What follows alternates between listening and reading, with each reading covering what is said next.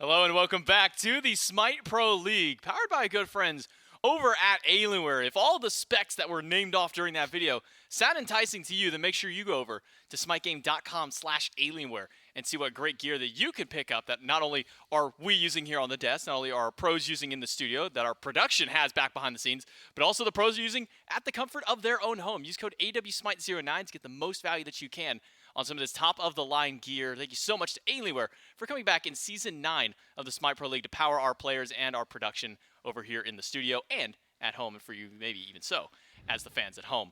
I'm J-Mac. I've got Trelly joining me on the desk today. Well, Trelly's joining on a partial desk over there. If you missed that at the very beginning of the day, Mifflin kind of handicapped the rest of the analyst team over there. He took away the top of your desk. I lost my pumpkins. I'm defaulting to the pumpkins. had to do it to him stance because I don't know what to do with my hands anymore. It's not a fun time, but you know we'll get through it. We're here for the SPL. We're not here for desk hour with Trelly and J-Mac. We could do that later, but not today. Maybe we could get to there, but as far as these two teams are concerned, moving into the second half of our day, we can take a look at the schedule and the standings.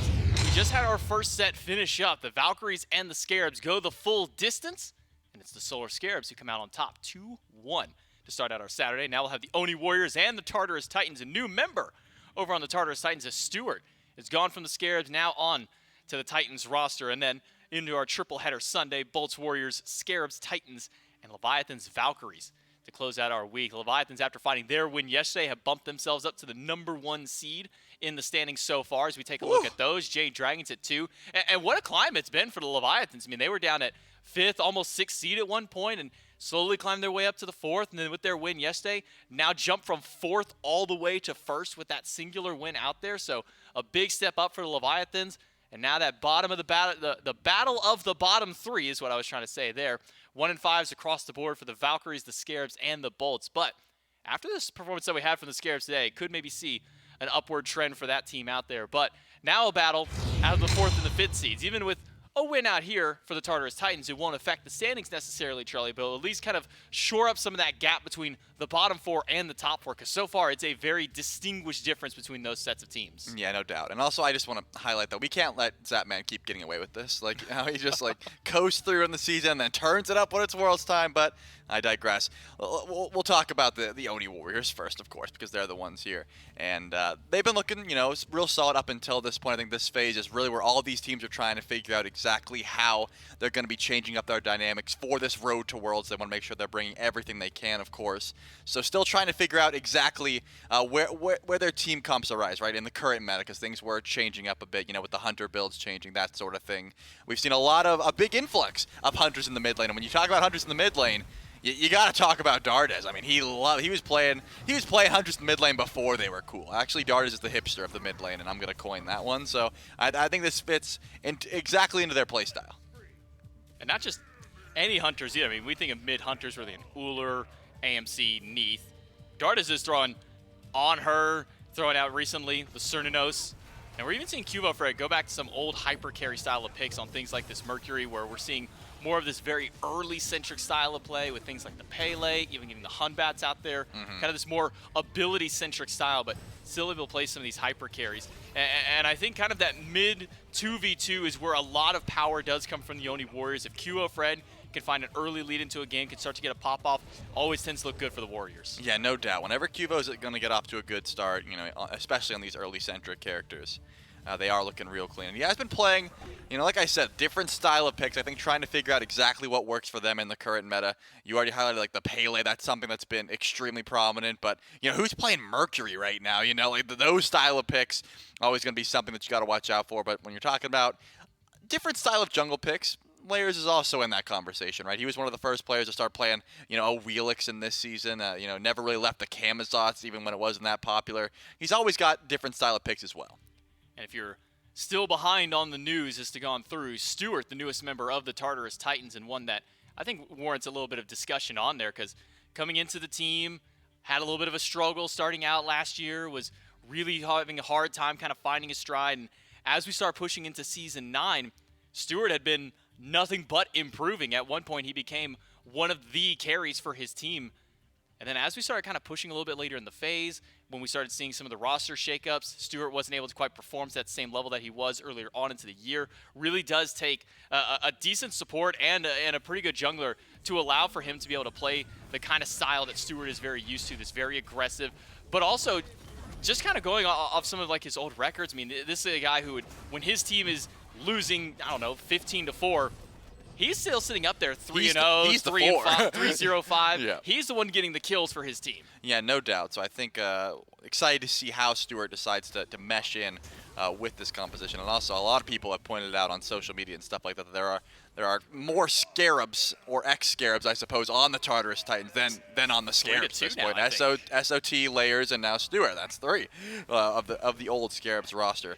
I guess a bunch of the old Scarabs out there. So interested to see how they all decide to mesh together here. Either way, a ton of talent put into one place. I'm excited to see exactly what's going to be have to do. But Stewart, as you said, with these new ADC builds, has always been performing quite well, able to stay farmed in his lane, able to, find those 1v1s when possible. And I think that's pretty much what you'd ask for of an ADC in the current meta, is just be able to stay decent in farm, hold your own in lane, and then rotate in about level 20 and shred through those tanks for us, that sort of thing. There were jokes kind of going around on social media when we saw the adjustments to the Scarabs roster, calling the Scarabs almost like the ship of Theseus. How many members of the Scarabs can you take away and add new pieces before it's a whole new ship? It's kind of the same thing with the Tartarus Titans almost. We've now had 3 Titans taken away and 3 Scarabs to now join that roster. The Tartarus Titans are just slowly becoming the Solar Scarabs now as Stewart's addition over there. But against them again is the Oni Warriors. We had a chance to sit down with their coach Chuckles for an interview, so we'll throw it over to there and see what he had to say.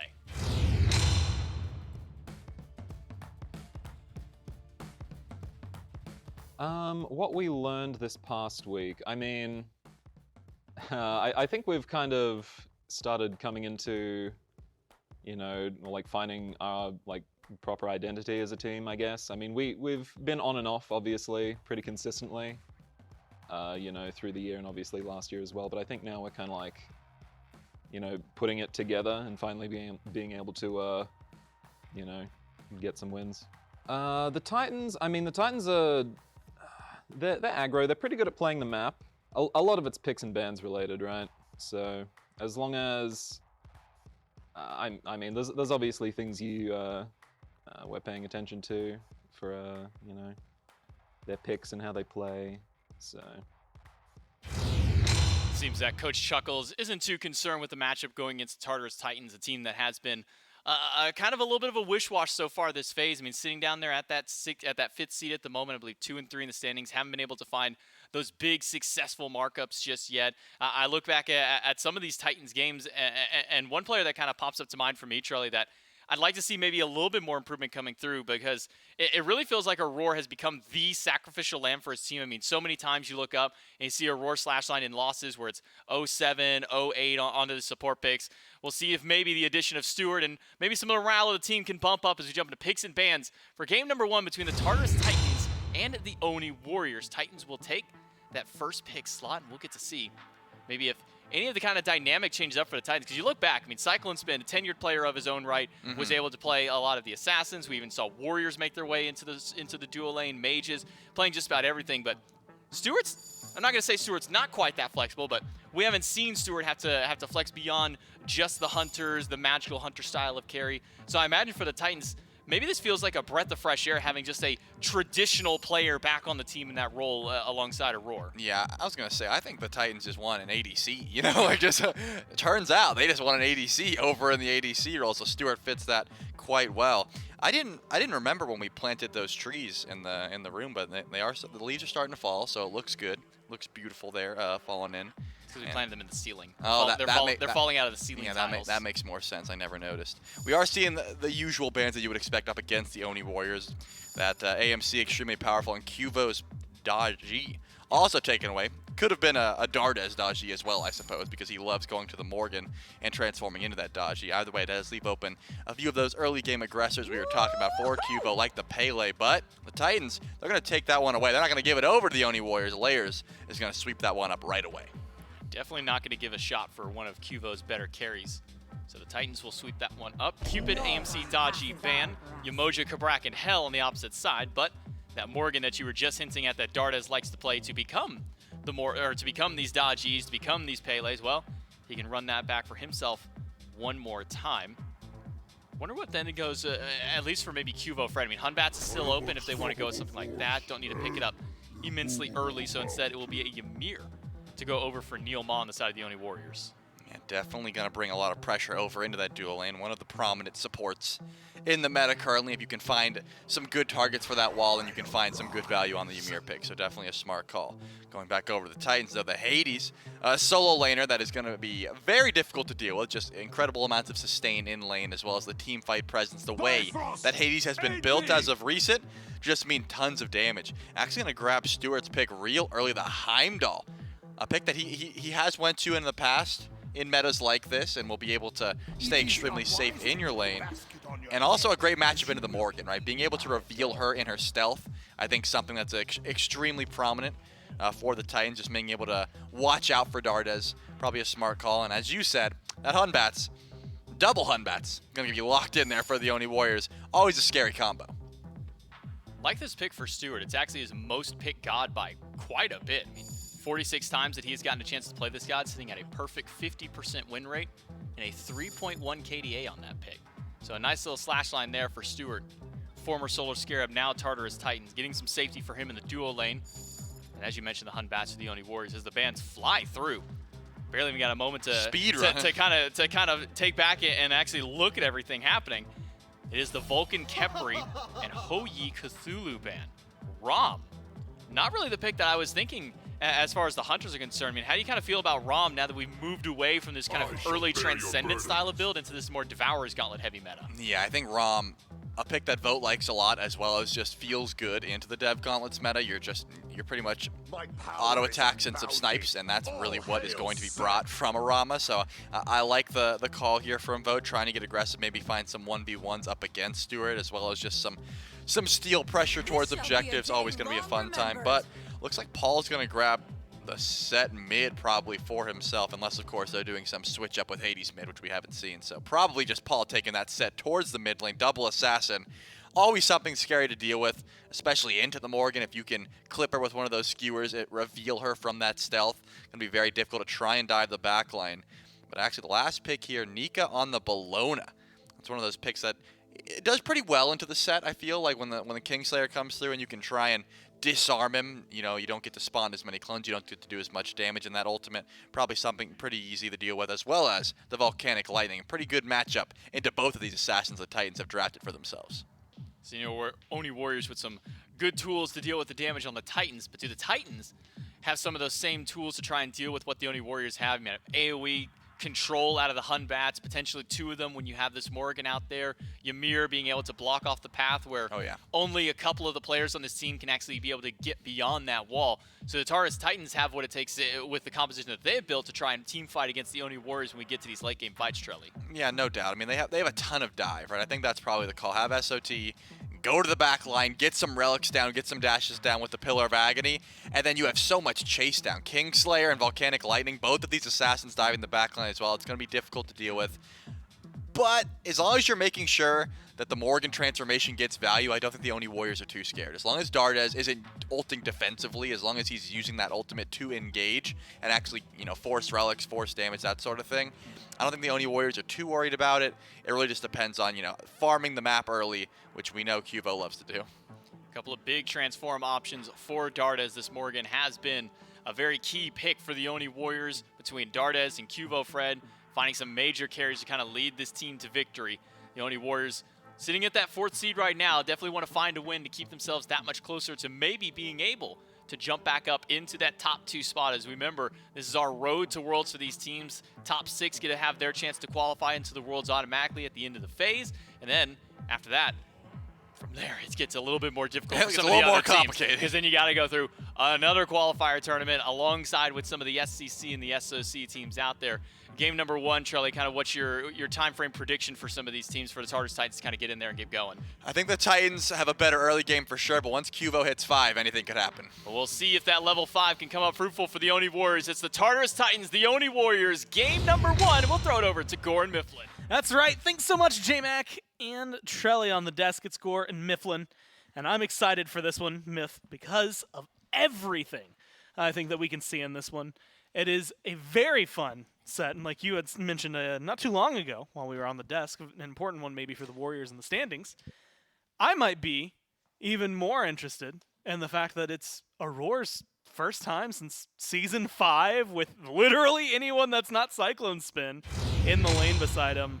That makes things just so interesting to me, at least personally, over in the duo lane. I don't know how he's going to fare. At the end of the day, I don't know that it actually means much, how much time does support really spend over there, but it's just such a different look at Aurore's companion, I guess, in this case. Well, you gave me a lot of questions there. Yeah, I'll try and work you my can- way through them. You can take whichever ones you want or don't want. It is incredibly important. Synergy between support and ADC, I think, Okay. incredibly important to any team because, for the most part, support's doing one of two things. They're either sitting in that lane or we're talking like late game team fight, and then they're trying to peel for that guy. So having the communication and knowing how your teammate operates, how they communicate, with the things that they emphasize, the things that they value in a support, all incredibly important. That's something that Aurora and Stu are going to have to work on together as we get closer and closer to Worlds. Otherwise, yeah, it's crazy, right? Like, Aurora and Cyclone Spin have been, I suppose, two names that were synonymous with each other. Yes. It was always Aurora and Cyclone Spin. It's almost never just Aurora, Yeah. just Cyclone, because they really have been a package deal for a very long time. To the point where you've now reminded me that I actually need to like ping Dave to make sure he finishes. We had a script for a Worlds video around Aurora. I had a lot of Cyclone Spin Oh, written yeah. in there. I bet. And we saw that and we went, oh no. And so that's always fun. But yeah, no, it has been synonymous. It has been things that go hand in hand. And of course, it's something at least that I'm interested to see how Stu's going to fare on this team, how the Titans can fare up against the Warriors. All of that, though, we're going to have to kick it to a quick break. Then when we get back, it'll be game number 1.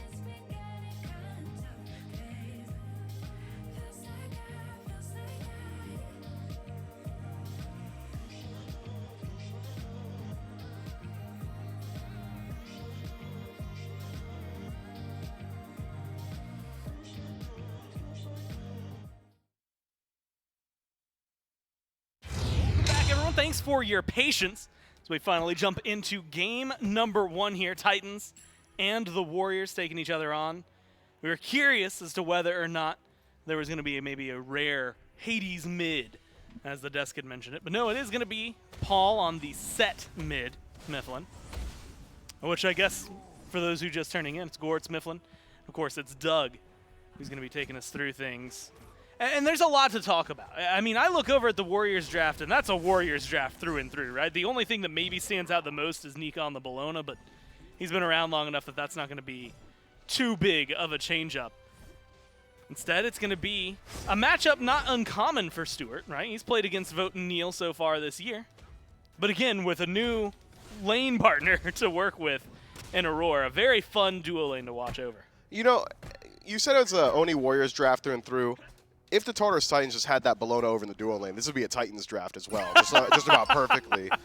But you are right. I'm curious to see how the duo lane pans out, because it is also curious timing to make this change to your ADC role, considering ADC is a lot stronger right now than it was a couple weeks ago. Neil picked up, pulled back layers, early rotation, great freeze from Neil, but it's not gonna matter. At least in the autos, it's Stewart with first blood. You know, that's something I'd expected to see a whole lot more often, considering there's this massive contestable piece of farm over in the duo lane that just spawns at the exact same time and is dealt with at the exact same time every game.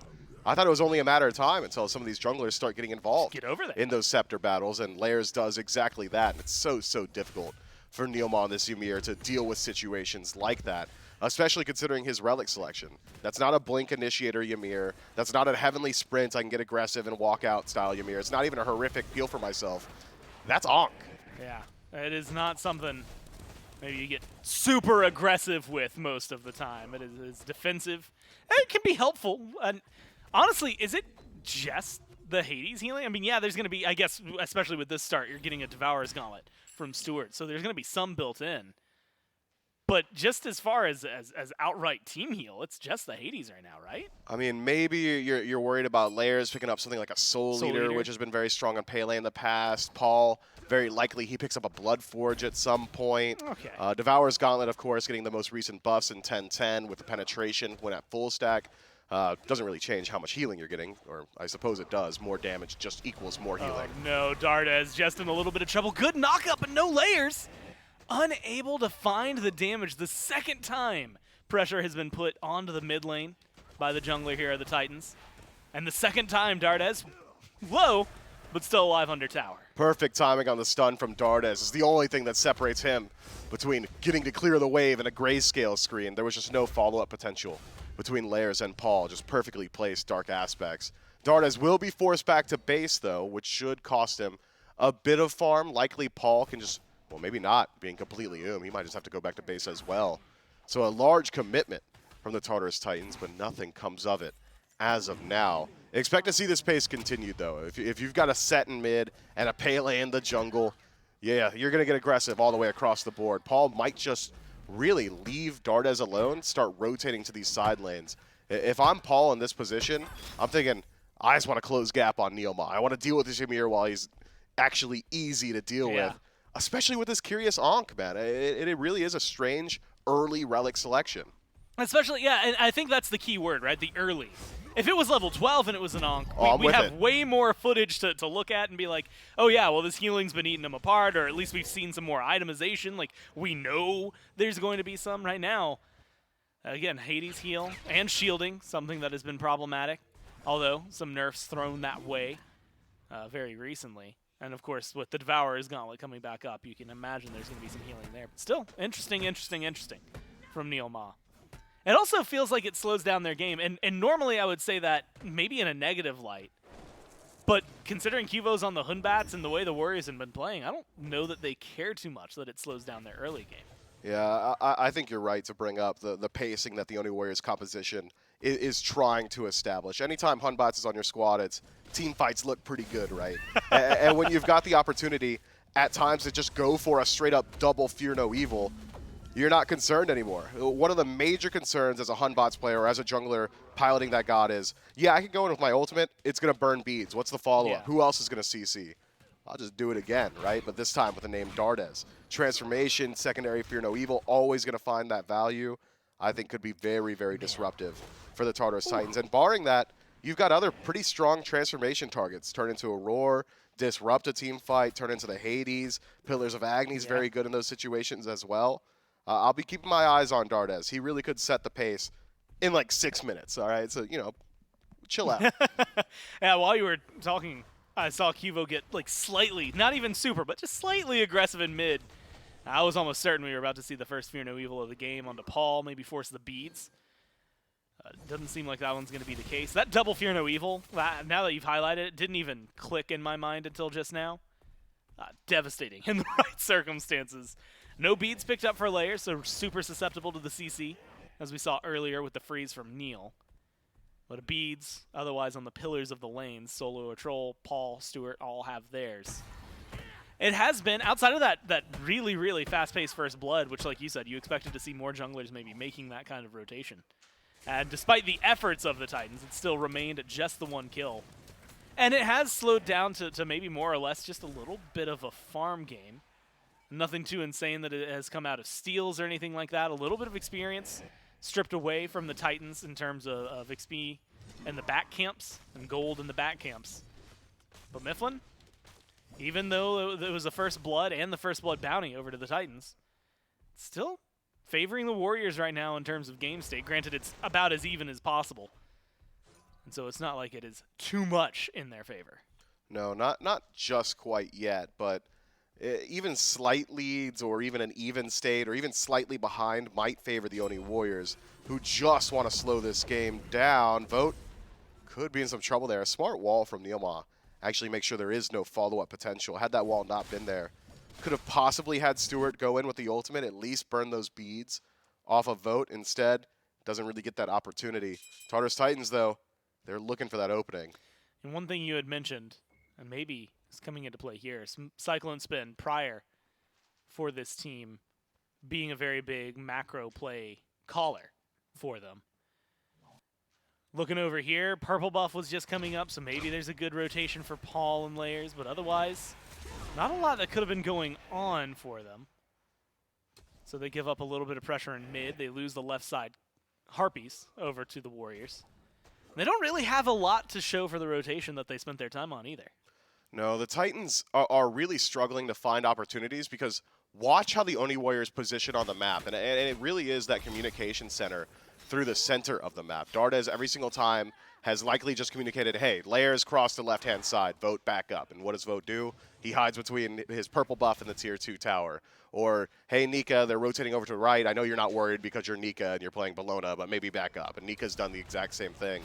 The Warriors are so safe. Oh, now he's in trouble. But no, the up-down is good. They turn it around on the layers. The damage onto Dardes is not enough. Cuvo gets out of there. What a great Fear No Evil and a great transformation from Dardes. Man, the up-down, the absolute wild abandon with which Dardes decided to play that engagement.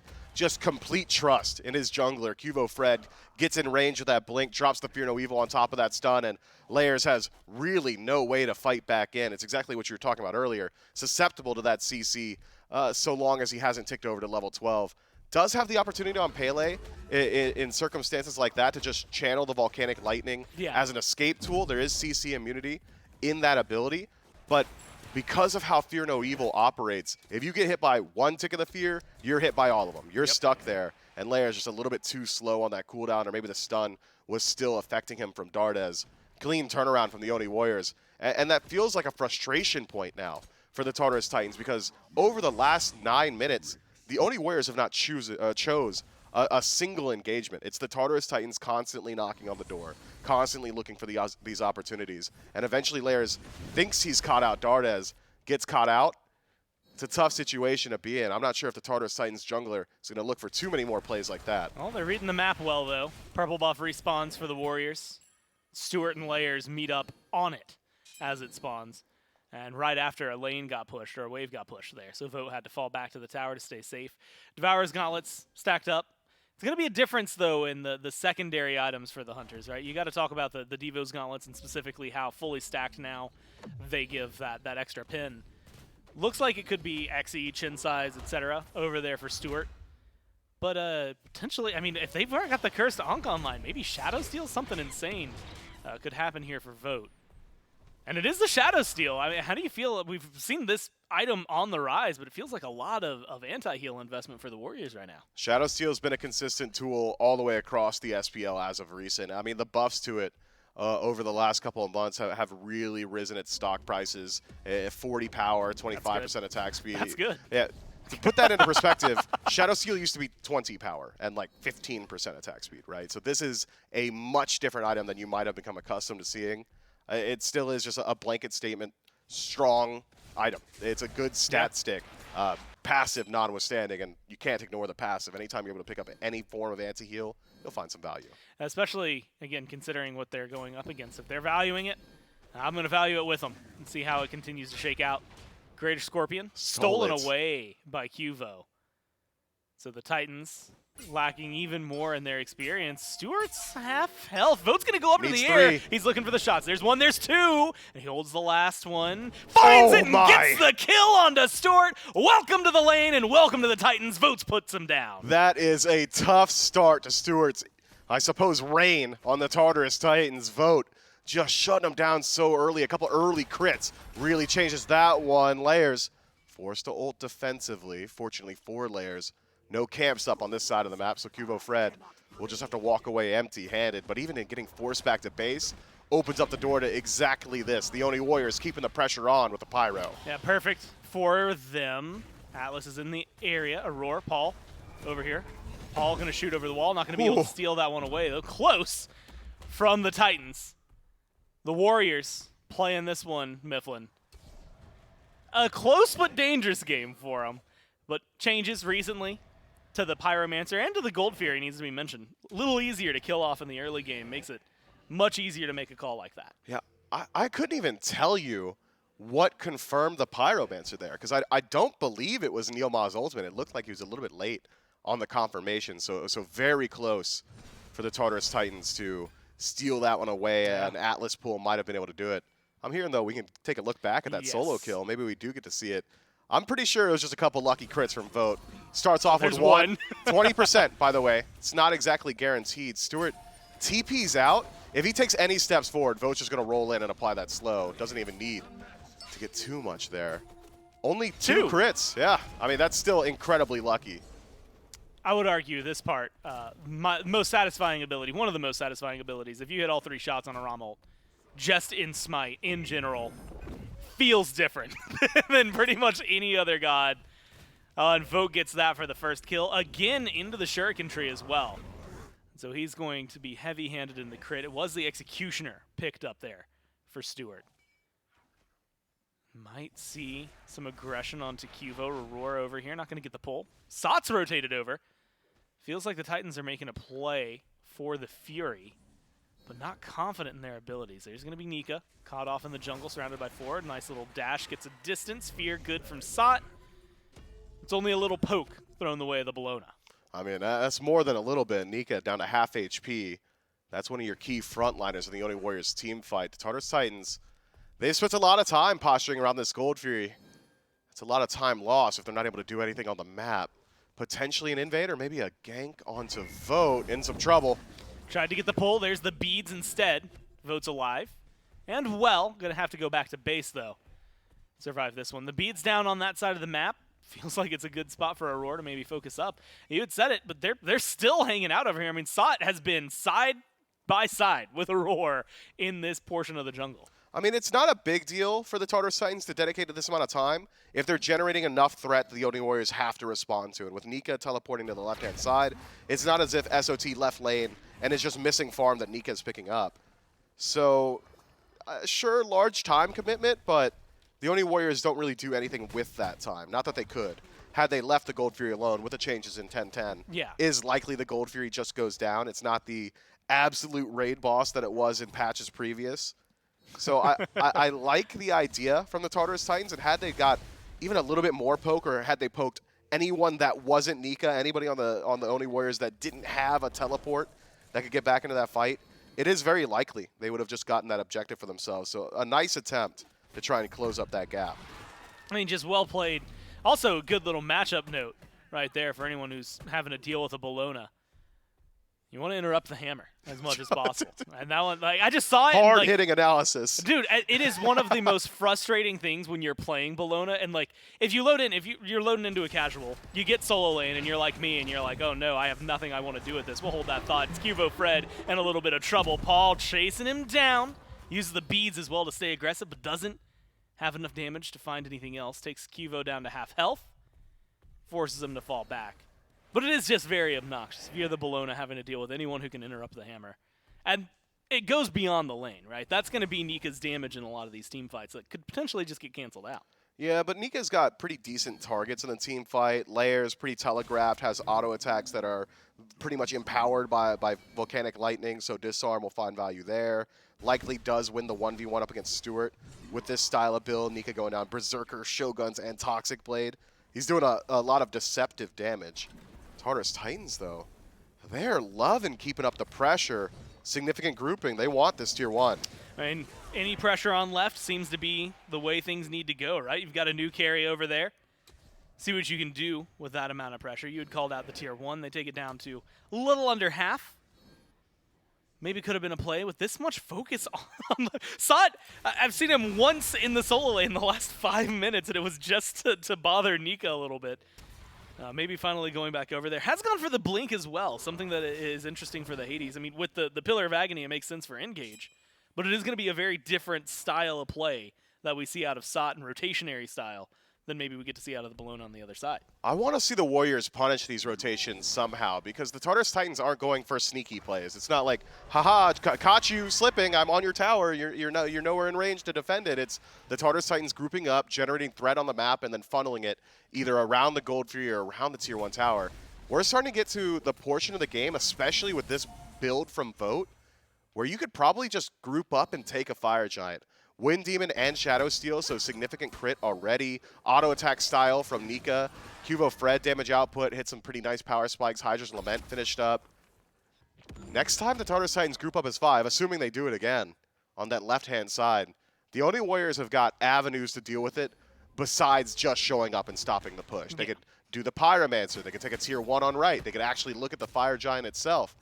Plenty of opportunities to play around this abstract, aggressive style from the Tartarus Titans. I like what we're seeing, though. The Tartarus Titans clearly showing that they still have a sense of direction. That was my primary concern coming into this set. Having lost Cycle and Spin, how does your shot calling look? How are you playing around the map? The Tartarus Titans have clearly got somebody leading them, because that's not just something that happens on accident. Yeah. You're not just grouping up as 5 around that left-hand side from the 13 to 18-minute mark on accident. That is a clear decision to try and generate pressure. Well, and you had mentioned it on the desk at the end of the last set, but you know, the Titans 2-3, if they win this 3-3, not like big standings implications for them, more just turnaround potential, which right now they have on Neil Ma tossed onto the tier 1 tower. Wowzers, just walks on out of there, feels like nothing. Mail renewal coulda is happened real to good. him. Yeah, mail of renewal, doing a lot of work for him. But if you're looking at the Warriors, I mean, keeping up, I would argue, you know, despite being 2-3, and what, technically 5th, I think, in the standings for the Titans, the Warriors, you're talking about a team that is vying for first place. So keeping them at this kind of engagement for this long feels like a big deal for the Titans. Though it is about 2,000 gold lead, a little over for the Warriors. It's definitely not been easy. But this is a byproduct of the machinations of the Warriors. This is a composition that the Warriors have established to take a late game 5-on-5 initiation. They want to fight when they can utilize double Fear No Evil, or where they can have a Hades on their side with Fear No Evil on top of it there. This is a very strong team fight-oriented composition, which is why we saw the Tartarus Titans so adamantly get aggressive on the map, so adamantly push into these purple buffs, group up, try and find somebody straggling in the jungle. And if I'm being honest, the Oni Warriors have essentially led them by the nose all the way across the map. Yeah. The Tartarus Titans, for the most part, have come up empty-handed despite continuous aggressive attempts. You can see where it's favoring them. 3 levels in the jungle. Just now caught on to that. Layers lagging behind massively compared to where Cuvo Fred is and you can see it even in build slightly. It's granted right now only a tier 2 for Cuvo over. When you look at the net worth charts, about a lot of that 2,000 gold lead is sitting in the jungle. So it is a very comfortable spot to be if you're the Hunbats. He's now starting to hang around on left. 20 minutes in, Mifflin. We're looking at level 18 for a majority of the Warriors. Could be the time that they start to play aggressive in these going team quick. fights. Gold Fury pulled up and burned down fast by the Wow. Titans, but Fear No Evil beats out in the back. Cubo gets a lot of pressure there, and it's Sot who's killed off in the Pillar of Agony layers, getting chased down by Dardes, who's transformed. Snipes Doesn't miss. just so clean from Vote, connects on him, gets the double kill, and helps keep the Titan and the Gold Fury specifically in their favor. The Titans at bay, and nothing they can do about that one. Nice steal attempt from Aurora, but comes up empty-handed. And that's the Tartarus Titans again saying, look, we got to force a fight. No way we want to take this in a late-game engagement up against the Oni Warriors. Just do the Gold Fury. Just group up Yeah. and pull it. That's a Hail Mary play, considering the deficit you're playing into. Oof, Paul has to play it carefully there Fire's in pulled. mid. Fire's being pulled. I thought it was a play for the Pyromancer. Dardes Good just trying to peel. stay alive. Good peel. Keeps the mid laner going. Fire Giant half health. Aurora's over here. No ult to his name. Stewart has can't. ult, but are you going to be the one who runs in there? Fire Giant taken down by the Warriors. Now Pyromancer, easy to pick up right after. In the blink of an eye, the Warriors pick up 2 more kills and 3 of the jungle bosses. Just a phenomenal team fight on the left. I mean, we got to talk about Q of Fred's ultimate, just separating that entire engagement. It's not as if he found the full value of Fear No Evil. He got a lot of beads, which is incredible, but it's not as if the Fear set up for some kills. All it did was scatter the Tartarus Titans. SOT says, look, if I don't go in now, my team's going to die behind me. So it goes forward with the Pillars of Agony, tries to separate the fight, can't survive up against this triple crit stack from Vote, who just lines him up so easily. No defense from SOT means he's not actually a frontliner, which means you're getting the full value of that crit on the ROM. And from there, what happens? Stewart tries to chase out Cuvo, so he's not participating in the team fight, isn't following up on that Pillars of Agony. And it's just clean initiation from the Oni Warriors. Now with Fire Giant on all 5 as well, and plenty of gold to collect on the map. It's already looking tough for the Tartarus Titans. It's going to get a lot more difficult before it gets easier. Doubt we see the Titans put up a defense, a hard defense around these tier 2s. They might try and slow down this siege, but best of luck slowing it down against this style of draft from the Warriors. A really good wall from Neil. Forced the dash out of Sot. Allows the Warriors to get aggressive. 21-minute Fire Giant when they picked it up. Which means it's not going to be as easy for some of these maybe Phoenix sieges, especially with all 5 of the Titans still standing. When it comes down to tier 2 towers, especially the jungle that is just wide open right now, really clean play for them.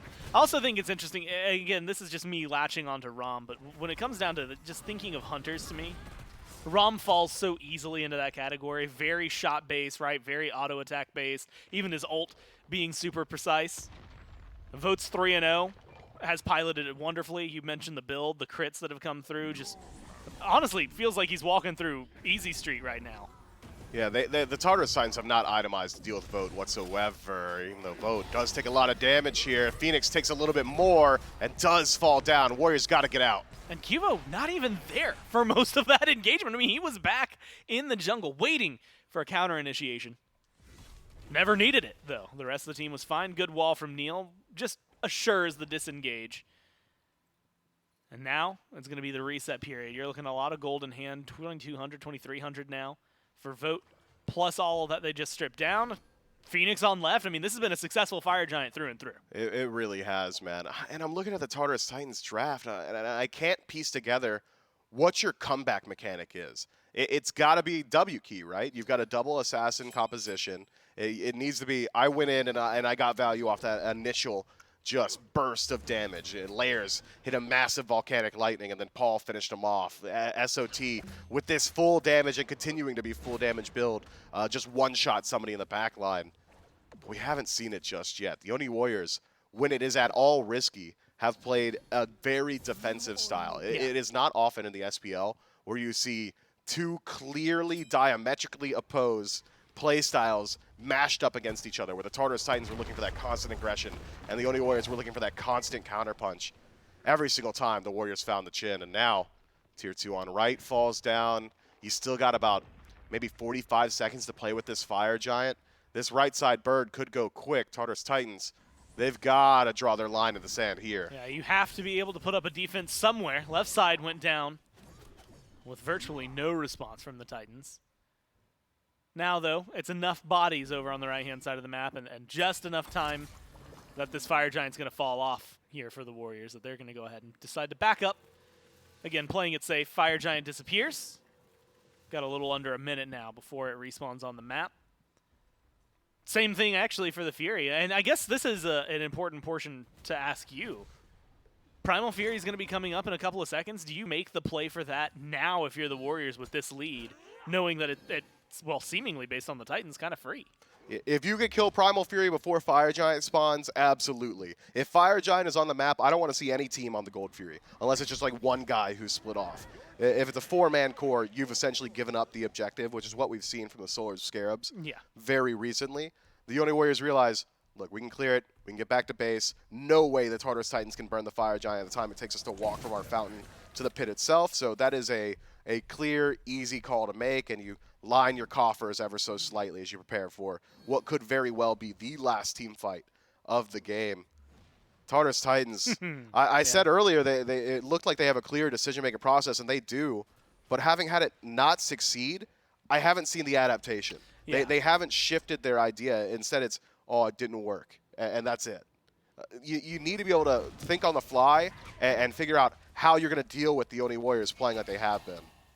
Unfortunately for them, like you said, nothing has changed. Fire Giant, all 5 members of the Warriors able to get that one. No contest from the Titans here. Speaking to the Titans' economy, in shambles for them. 12,000 gold down. You're looking at tier 1s, maybe some tier 3s completed by the Warriors over what the Titans have been able to pick up. No presence on right-hand lane. Great wall from Neil. Keeps the Titans out and gets half the Phoenix's health for free from Vote. They've got minions here, though. Just enough clear on the other side that it seems like it's going to slow them down. But no, the Titans just aren't fighting. The Warriors walk forward, get a free right Phoenix. Now they're running over towards the left lane. Left about to respawn. They've got a Trebuchet in mid. The Titans have to mount a defense eventually. I like what we saw from the Warriors there. They pass through the jungle, don't show themselves on waves, so they do actually catch the Tartarus Titans unaware. But you've only got 2 birds to defend, and losing that much of its HP without being able to put up any form of defense, just not exactly what you'd expect from the Tartarus Titans. No, not at all. Nika walks in. This is not an EFG, by the way. They just walk in and deal with the Phoenixes anyway. Well, Sok can't defend if he steps up too far or jumps in. Yeah. He's full damage. He just dies to that. He's got the spectral armor now online, but maybe too late to be helpful. Nika taking a lot of damage from Stuart, though. Stuart Chunks. And that is going to be maybe their saving grace. Keep your eyes on the new ADC for the Titans. You had said on right they needed to draw their line in the sand. And unfortunately for them, they didn't. There, now in mid. The line has to be drawn. Otherwise, you're in the Titan room, and well, the Warriors, with all 5 ultimates available, might just CC you to death to make sure that that Titan goes down. Surrounded, Nika, Cuvo on the left side of the mid Phoenix, hanging out inside the Tartarus Titan base. Vote, Dardez, and Neil trying to get the minions to come in here. It's just a matter of aggression and relics. Everything up.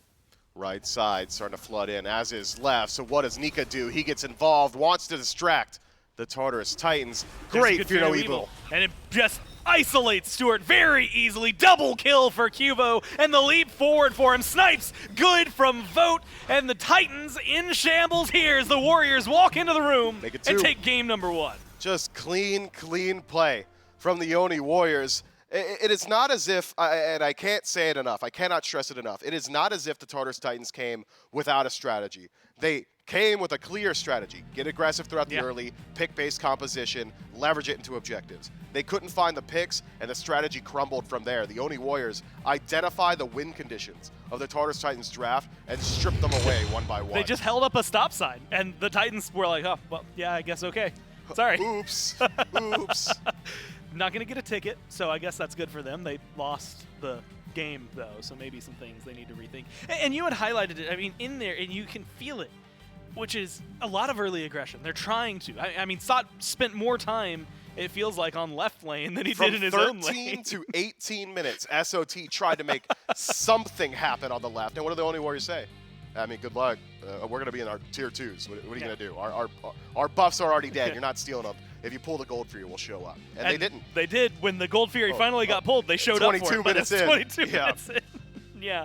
Oh, man. Unfortunate for the Titans. Like you said, early game aggression never happened there. The Warriors got to play the game they wanted through and through, and they win this first one. We'll see if the Titans can bounce back or if the Warriors are going to start things off this week with a 2-0 right after this. Sunday, Sunday, Sunday, see the Titans take on the Scarabs. Blood feud, 1 p.m. Titans, Cyclone out, Stewart in. Here's what they had to say. We got a grudge match You want against. to kill those guys. Yeah, we got a grudge match against Stu this weekend. That's all I'm saying. We hate that guy now. Ooh, that one stings. Is it getting hot in here or what? The Solar Scarabs, Hurwin, back in the SPL. Hardcore, ATK. That's your attack, damage, killer. A blood feud for the ages. Titans versus Scarabs, 1 p.m. Sunday. Blood feud.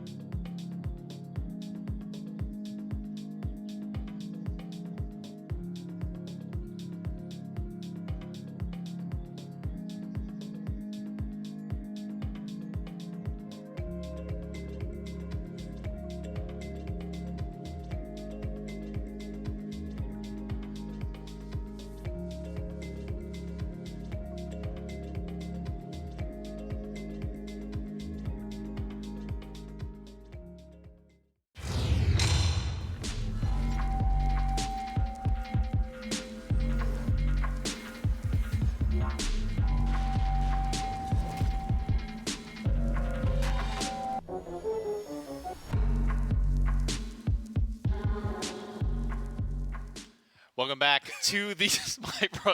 I can't even get the laugh out there, get there without getting a laugh. Welcome back to the SMITE Pro League. Game number 1 in our second set. Starts off for the Oni Warriors. And this game, to kind of get things rolling immediately early, was a first blood off a level 2 gank by Layers over into the duo lane. Stewart's able to grab first blood for the Titans. But then from that point onward, Charlie, just felt like the Titans weren't quite able to get just enough damage to find the kills. It felt like they were just having these kills kind of slip through their fingertips every single time. And the Oni Warriors really just had the tools, it felt like, to keep these players away. This Morgan constantly transforming into the Hunt Bats, these Fear No Evils going through, just keeping, not even necessarily getting kills, but just preventing the Tartarus Titans from being able to pick up those kills throughout the game. Yeah, something that I thought we as a whole in all of the league had learned early on was don't let Cuvo have Daji and don't let Tartarus have the Morgan. They gave up the Daji. They made sure to ban that one, but Tartarus still got the pick. And turns out Cuvo just, sampled out one CC immune, massive CC ult for another, and with the Hunbats, still was able to work out just fine. I'm calling this one a crit diff. Like, I'm pretty sure Vote doesn't kill if he doesn't crit right there. Yeah, if that auto doesn't crit, no shot, this kills. But maybe I'm trolling. Like, maybe Vote's just built different. His snipes were on point throughout the entirety of this game, but we knew that. I mean, Vote, when he goes to this Rama, he's always on point. Either way, it just seemed like, very close to getting the kills, as you said, but a very low kill game, and it was always the Oni Warriors able to confirm those kills. They weren't letting anyone get out with low HP when Vote goes to the skies like that.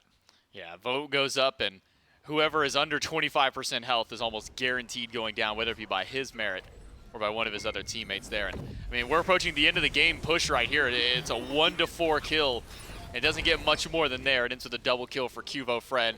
And then from that point on, the Oni Warriors can push in and win the game off of that. So only totaling 7 kills throughout this game for the Oni Warriors versus the one of the Tartarus Titans. Just goes to show. We could have talked about every single kill, and it wouldn't have taken much time. No, I mean, we saw the replay of every single kill minus the first blood that Stewart had at the very beginning of the game. So this one comes down really, and we talk about it all the time, but this is a prime example of when the kills are low, you have to talk about the macro game. You have to talk about the objectives, which team is getting there on time, which team is winning out on that. And every single time, it's the Oni Warriors. I mean, we saw a proactive play by the Titans to try and grab Gold Fury, but Oni Warriors immediately step up and stop that one right in its tracks. The double Fear No Evil, or even a potential extra Eagles rally that can come through there. Transformations on point by Tartarus throughout this game. Nearly top of the damage charts for himself. Nika taking that one just a little bit away there, but also the new kind of build, at least out for Vote, we've been seeing for the last few weeks of play. Transcendence into Xe, Kins, Odysseus bows, Silver Branch. Pretty bog standard. We see kind of the first real mix-up outside of just slotting out a Devourer's Gauntlets, and it comes from Vote running this triple crit build. Yeah, I mean, this is something that, it's like a rank strat, right? You look at the enemy solo lane and you go, is that person going to be tanky? If not, I'm dealing with 4 squishy targets in 1 tank. Why don't I just go crit? SOT built full damage and then realized I'm getting absolutely shredded when I ult, so he had to throw in a Spectral towards the end. Didn't really matter. The Rama with full crit definitely worked out for Vote in that game. We'll have to see if they throw a traditional warrior in the solo lane this time around to try and deal with that style of build. But hey, Vote could always just go full shred and switch up the build. It still doesn't matter. Could see what the Oni Warriors do in game number 2 as we jump into the picks and bans between them and the Tartarus Titans. Titans, once again, will take that first pick slot. The first 2 bans are going to mirror what we saw in game number 1, Daji and Hell taken away by the 2. Then, if I'm not mistaken, it was AMC as well by the Tartarus Titans to make sure that Tartarus has to go a little bit further back. And I think it was a Cupid in there, if I'm not mistaken, for those first few picks that came out about these 2 teams. Because of that, we might see if any kind of adjustment does get made by the Titans. I mean, if I'm the Titans, I'm not letting Morgan through, or I'm maybe first picking Morgan in this spot. I mean, how do you kind of feel about Morgan potentially making it back to this roster? No, I definitely don't want the Oni Warriors to have Morgan, that's for sure. It depends on, how confident the Titans are and their ability to play it. Obviously, Paul can play the Morgan. That's not the issue. The issue is more so what god are you going to use to facilitate the Morgan? What transformations are you going to? I wouldn't hate it, but it looks like more on the table is just grabbing this Atlas for themselves. And if I'm the Oni Warriors, I'm not thinking about it too much. I'm certainly grabbing what I would assume Pele the Morgan. That's what I would do. But, of course, they've got options, right? They have, the Ymir is still something that's open if Neil wants to go back to that. Values just that amount of control that he had last game. Didn't do too much damage, but the walls were always there. I mean, Neil actually did like 1.3k. Like, that's 1,300. That's like 3 late game freezes, but because it was so little damage in the early, didn't really matter. Actually going to be the Hades that the Oni Warriors grab. And they're going to let, I mean, one of those picks go. Between the Pele, the Morgan. Okay, I was going to say, you don't let them all go. So it looks like they will just grab the Hades and the Morgan, leaving the Pele, and of course the Ymir, because they don't really have to grab the Ymir, seeing as the Atlas has already been picked up. Back to the Heimdall once again for Stewart. Atlas was picked up in the bottom 2 last time in game number 1 for the Titans, but picked up very early on, this time for Aurora. Still waiting to see if it's going to be the jungle pickup, since Hades has been taken away from the Titans. A new look for the solo lane. Can't knock the fact that this Atlas might even have potential to go over to the solo. SOT has run it a couple of times in the past. But with Set picked up, that leaves Pele, Hun Bats, pick of the litter for Cuvo Fred on the Oni Warriors. Yeah, and the Ymir, still something that's open if the Warriors want to try and grab that. But seeing as, I mean, both Neil and Cuvo have a deep God pool, and I was going to say, you're probably just not going to be worried about banning that one out at this point. Definitely grabbing the Hun Bats in that spot, probably the right call. But I mean, it looks like the one adaptation the Titans are making here is let's not put Sot on a damage dealing mage in the solo lane, and maybe we'll be able to change that game around, right? That seems to be the call, because they're running back pretty much everything else. Once the Hades was let through, they had to make the change up. I'm curious what they will go to in place of that. You know, I imagine a warrior that can brawl, something that we love to see on SOT. I know that Osiris is certainly not in the meta, but when you're worried about ADCs, that could be something you to go to. Or just take the Rama away from Nika. Always could be an option as well. But of course, the Rama is going to get locked in. Did I say Rama? I think I said Rama. Take a Bologna away from Nika as the Rama gets locked There you in. go. Either way, vote. I got no problem with him running that one back after the performance he had in game number 1. With the Hades locked in, unlikely that we'd see something like that for Nika in the solo lane. As we take a look at the bans, Cthulhu, Awelish, Khepri, and Ymir all banned out. Artio picked up for the Titans. Have been seeing this go over to the dual lane quite often. And then a Shiva as well. Huh. This raises some questions for me. I'm going to make the assumption Set into the mid for Paul once again. Yeah. And then layers to probably take this Shiva. Yes. But then it's a question of, does this Artio go over to the support and you throw Atlas in the solo lane, or do you throw Atlas in the support role again for Aurora and put Artio in the solo? I imagine it's the Atlas in the solo just because it's the Titans and just because it's SOT. There certainly is some flexibility, to be honest. I don't value one or more in the other lane. I think they both can do quite well in support and solo respectively.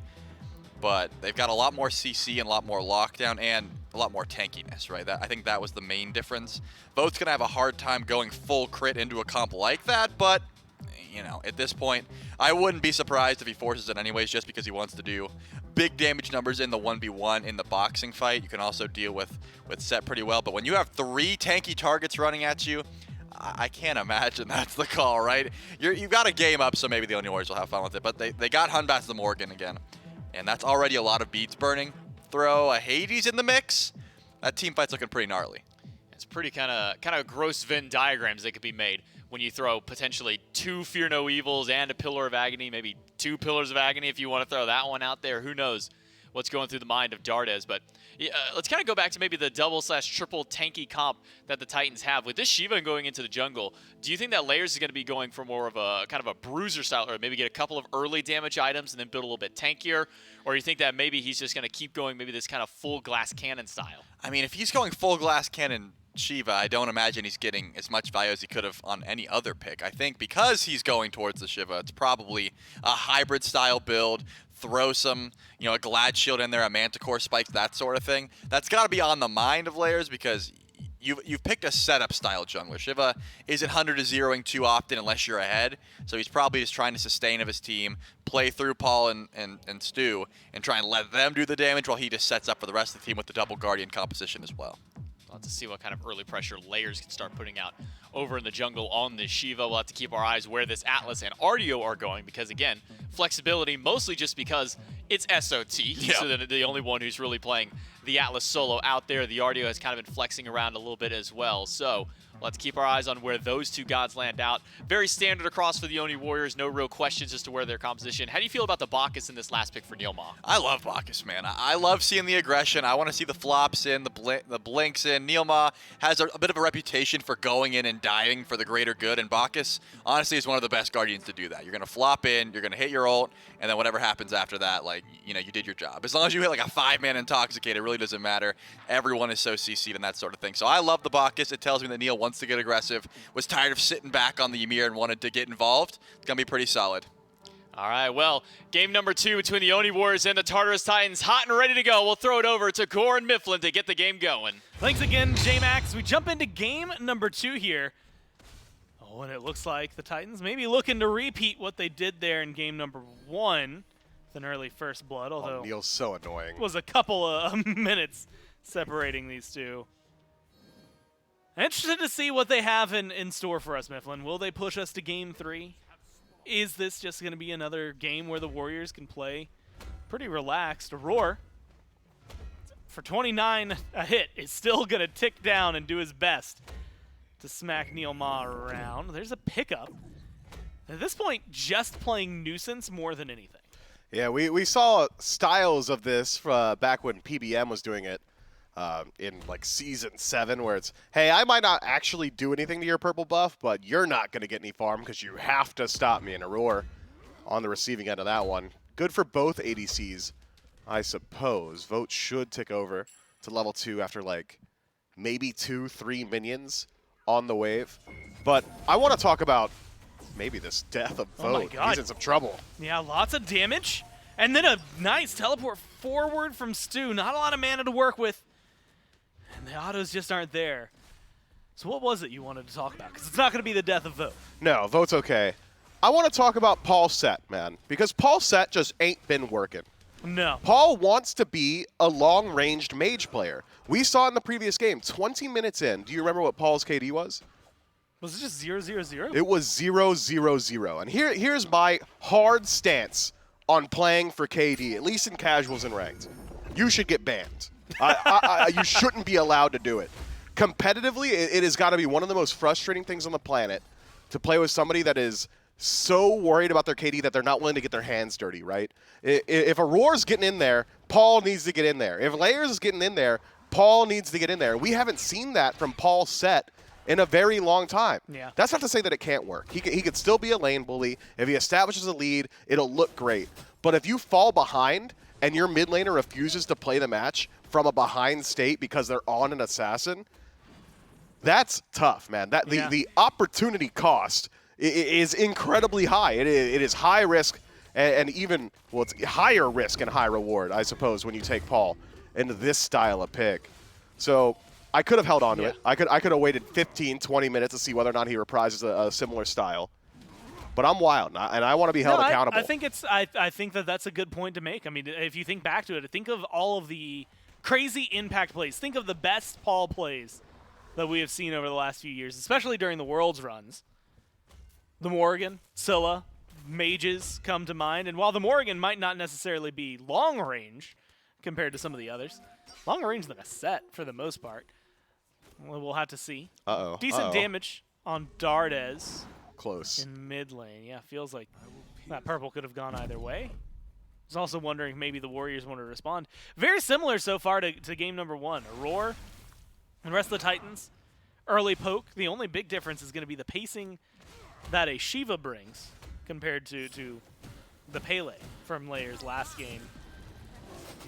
And I know, as a general rule of thumb, you haven't necessarily been like downtrodden because of the Shiva, but I know you're not a big fan either. Yeah, I think that Shiva has got some of the strongest early game that you could ask for. His ganks levels 1 through 9 are phenomenal. Not many gods have got a essentially unmissable pull into an essentially unmissable knockup, right? You are locking someone down and displacing them very easily as such.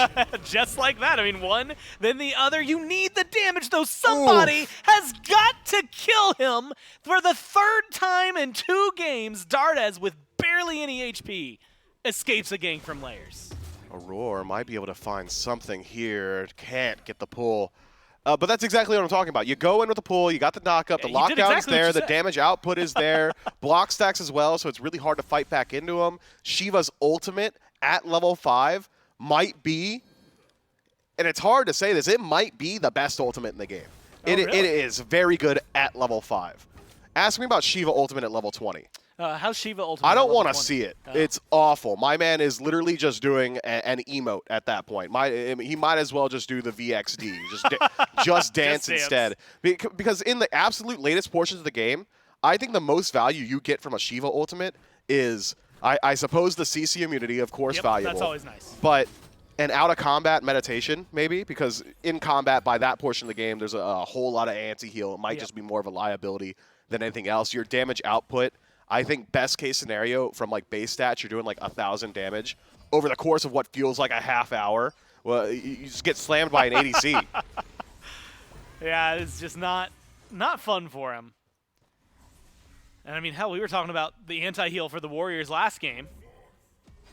They're starting off this time with more, and there's more reason to on the other side. Last time, it was like a Devourer's Gauntlets and Hades. This time, you've got an RDO, you've got the Shiva, and the Devourer's Gauntlets are going to be coming back. You've got a little bit of healing that we've seen from the itemization that Aurora went for. Kurstonk makes a reappearance for Neil. Bach is able to start things a lot better, maybe, than a Ymir can, just in the sense that he has the belly flop. And it is this conversation about the Atlas and the RDO, because we've seen a lot of it. The desk was kind of mentioning it. We already know where they are now, right? RDO's over in solo. Atlas is in the support role. And we might have to hold that thought. There's going to be a Blink Fear No Evil overhand smash. The ult from Nika as well. The damage not good enough. The tower wards away. Layers is here. Double dash forward, looking for a pull. Beads early from Nika. There's going to be the root. The pull in. The knock-up is good. The damage is there. And it's a nice two-man swing in favor of the Titans. Massive play from the Tartarus Titans. I don't love how that was executed by the Warriors. Kubo Fred, no complaints. Do it again exactly as you did. But Nika going immediately into the Pillars of Agony, knowing that SOT had held onto his dash, means that he gets, at best case, exactly what he got, which was 2, maybe 3 ticks of damage. Yeah, not a lot. If Nika just holds on and just like auto attacks while the fear's happening, waits for SOT to go into that dash, silence, then you can go into your ultimate, and he's stuck there. So just strange play altogether from Nika to decide to go into the ultimate immediately. Maybe overestimating the amount of burst potential that he had. And then the early beads as well. He's worried about the knock-up from Layers, but you got to be more worried about the cripple. Well, Layers needs to be worried about a lot here. Dash caught out, and there is a return kill. Darda Wait, they can has kill credit Aurora for too. that one. Aurora, Paul, all targets. Darda's, though, in trouble. Paul comes back with a lot of damage. Pick up by Aurora, What? throws Cubo into the tower, and the Titans are eating the Warriors alive. 4-1 read the kills, and they're trying to make it a 5th. Neil nowhere to run, and it's another one for Paul. Bro, these guys are lost in the sauce, man. Another just super strange engagement from the Oni Warriors. Kubo, Fred, and Neilma both lock eyes with Aurora and like, yo, there's a dude that's like completely isolated in the jungle. Kubo, or Dardes rather, still has access to the ultimate, can still use Fear No Evil. Jumps into mid, tries to take a 1v1 up against Paul. Instead, if he just peels back, and I even said it, like, it looks like Aurora might be in some trouble. Peel back, ult Aurora. You might, with a 3-man core, have enough damage to burst down this Atlas. Certainly not an easy task, but he's gone for a slow build, Aurora that is, with Gauntlet of Thieves. Just another miscommunication between the Oni Warriors and a strange decision. And the Tartarus Titans are still a very strong team. This is still the heart and soul of the Tartarus Titans. It's still the 4-man core. If you're making mistakes like that, they'll punish you every time. And you have to think, I mean, worst case scenario, you turn to go for Aurora there, is you don't kill him. You don't kill him and you live. Otherwise, worst case scenario is exactly what happened. 5-1. Warriors only able to pick up 1 so far. Layers gank here into mid. Fear No Evil See good. ya. Pushes him right under the tower. And it is a clean second kill for the Warriors. Once again onto the jungler. Meanwhile, in duo lane, a little bit of trouble going back and forth. Looked like Vote wanted to make something happen. Stewart says no. And make sure that things stall out where they are. Yeah, this is a wild pacing to game 2. Just the Oni Warriors getting hyper aggressive on the map. And the point I was trying to make earlier about Shiva is that essentially he put your game on a timer. Shiva in the latest But not portions the of the good match kind. is very weak. His damage output not so high. His CC which is pretty decent disruption, is not such strong disruption that he can just kind of go down a full tank route and become a pseudo secondary support for your team. So Shiva generally does fall off in the late game. I thought the Oni Warriors would just go for the exact same style as we had seen in Game 1. Slow it down, play around your team fight where you can do double Fear No Evil or double Pillars of Agony, or where you could just transform into whoever you need and play around these massive AoE CC circles. Instead, the Oni Warriors have tried to bring the fight to the Tartarus Titans very early, and the Titans say, oh, thank God, we were trying to do this the entirety of the first 20 minutes of Game 1, and they've been handed it here in Game 2. Fortunately for the Oni Warriors, the lead not so large that the Tartarus Titans can feel confident in their ability to just jam down a Fury or jam down a Pyromancer. But it is curious decision-making from the Oni Warriors, where it just felt like they had figured out what the Titans had wanted in Game 1. It feels like we took a step back here. Still same thing that the Titans want. It's just this time whether or not you're willing to fight. And the Warriors have been willing to fight, but it's cost them a little bit of gold, 1,100. Not anything too crazy as of yet. Titans playing aggressive on the left-hand side of the jungle. Around this red buff for the Warriors. It seems like they've got plenty of capabilities to burn this one down. Might go for kneel or vote, though. Cuvo is going to walk up. Red buff stolen away by Layers. And this is kind of what you wanted to see, except this time around, unfortunately, the Warriors unable to secure their own buffs. It may be smart to not take the fight. The 4-man rotation of the Titans, they take the red, they take the purple. They're going to go ahead and start falling back. Yeah, SOT even makes the rotation there, so very difficult for the Oni Warriors to feel confident in their ability to take the engagement itself. Paul might be able to seal this one away if he spots it out. Instead, more interested in that wave, and can you blame him? That's a lot of farm. So Nika at least able to get a bit of parity in buff steals. Sure, you lost your purple as well, but being able to get that red back so big. No. Dardes. Oh, in a little bit of trouble. Might get turned around. Sot with a rotation was looking like it was going to be good, but there's a Fear No Evil. There's a second He's one tanky. just for the CC. It's taken a long time, and it might have taken too long. Sot is able to get out of here. The Ankh too late and not going to help him out. Layers goes in, helps Peel, tries to stay alive, but just cannot survive this one. Cuvo tossed to the solo laner by Aurora, and it's going to be 1-for-1 jungle for jungle. Ankh came out way too late there from the Oni Warriors. I'm not certain that Neilma was in range, but SOT gets a 3-man heal, survives, and again, Nika goes into the Pillars of Agony, and SOT's like, oh, word, I'm going to just bear my way out of here, and does exactly that. Just the timing of some of these fights are incredibly strange. The target selection, sure, you could double Fear No Evil that guy, but it's a Stone of Binding, Mail of Renewal, Ardio that's level 11, right? You don't exactly have the DPS to deal with her incredibly easily, so SOT buys infinite time for his team from wild position. At the end of the day, though, the Oni Warriors at least find their one, and they keep the game very close. And making sure when things don't get too out of hand.